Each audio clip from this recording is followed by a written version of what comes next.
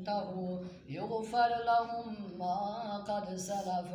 اے اللہ کے پیغمبر اعلان کر دیں، ان لوگوں کو بتا دیں کہ اگر گناہوں سے باز آ گئے، اگر گناہوں سے باز آ گئے، اپنی خطاؤں سے باز آ گئے، میں اللہ رب العزت ان کے سارے گناہوں کو معاف کر دوں گا۔ اگر انہوں نے جو پہلے گناہ کیے ہیں وہ بھی معاف کر دوں گا، جو بعد میں کیے ہیں وہ بھی معاف کر دوں گا، سارے گناہ معاف کر دوں گا۔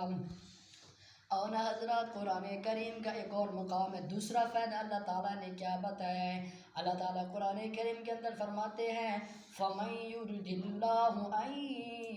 يَهْدِيَهُ يَشْرَحْ صَدْرَهُ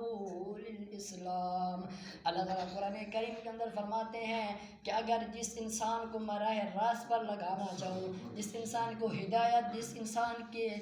مقصد میں ہدایت لکھ دوں، میں اس کے سینے کو وسیع کر دیتا ہوں، کھول دیتا ہوں دین اسلام کے لیے، اور جس انسان کے سینے کو میں تنگ کر دوں